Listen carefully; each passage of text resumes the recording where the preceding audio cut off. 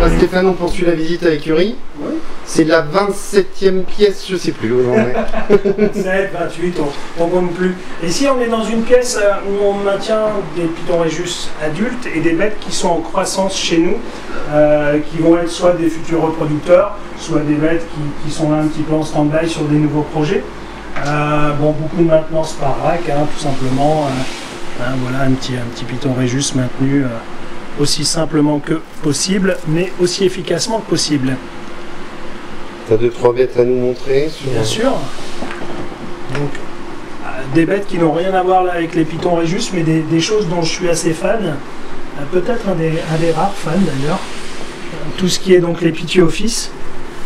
Je suis vraiment, c'est un serpent, une couleuvre que j'affectionne particulièrement.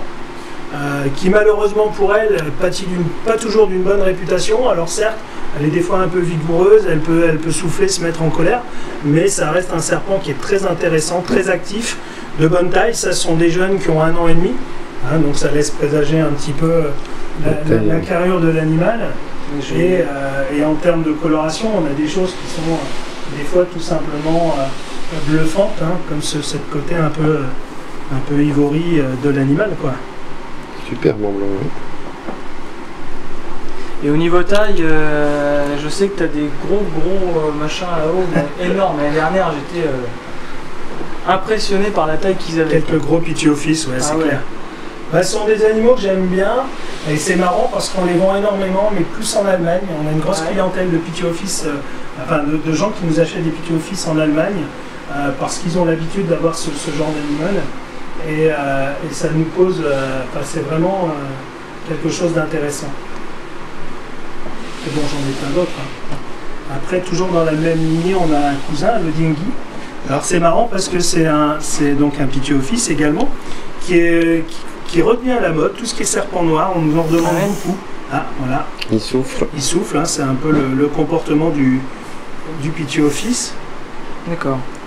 Et c'est vrai que les serpents tout noirs, comme même les Lampropeltis nigritus, on nous en demande beaucoup. Ça redevient entre guillemets à la mode, si on peut appeler ça une mode.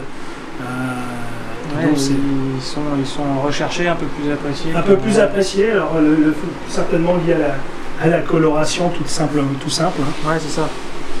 Une évolution dans la recherche de patterns et de couleurs.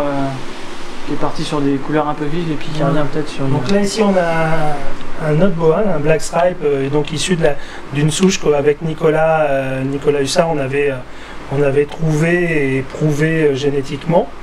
Et là on a des animaux qui sont très proches quand même du boa léopard. Il y a quelques différences, alors après c'est compliqué de dire si c'était une souche assez similaire ou quelque chose de vraiment différent. Mais en tout cas, ce sont des boas qui sont magnifiques et on prend toujours un plaisir à les voir. Ils ont un arc-en-ciel de couleurs dès qu'on les met en luminosité naturelle, c'est vraiment exceptionnel. Quoi. Et puis pour finir, tu as 2 petits serpents. Là. Ah, ils sont magnifiques. Alors là, on a des boa constrictor, donc, qui sont originaires du Suriname, qui sont déjà de belle taille. Hein, ce sont des animaux qui doivent peser à peu près une vingtaine de kilos, je pense, aujourd'hui. Je pense peut-être, on a eu pas mal d'accouplements, on va voir si la femelle est gravide. C'est des spécimens qui ont 10-11 ans, donc qui ont déjà atteint une belle maturité. Et c'est vrai que c'est des bêtes qu'on voit rarement malheureusement, et j'espère qu'on en verra de plus en plus ou qu'on continuera à pouvoir en trouver. Ils sont particulièrement massifs. C'est tout le boa constrictor. Hein. C'est un serpent par rapport à l'impérator qui est un peu plus grand, mais c'est surtout qui est beaucoup plus massif. Ouais. Et quand on le pèse, là aussi on va la laisser tranquille parce que son état fait qu'on les manipule un minimum. Mais en tout cas, lorsqu'on les a dans les bras, on sent vraiment que c'est musculairement très très fort, très concentré. Et c'est des bêtes très très costauds. Ok. Ben parfait, on continue. Ouais, c'est vulgaire et dont le trait se retransmet génétiquement. Allez papa,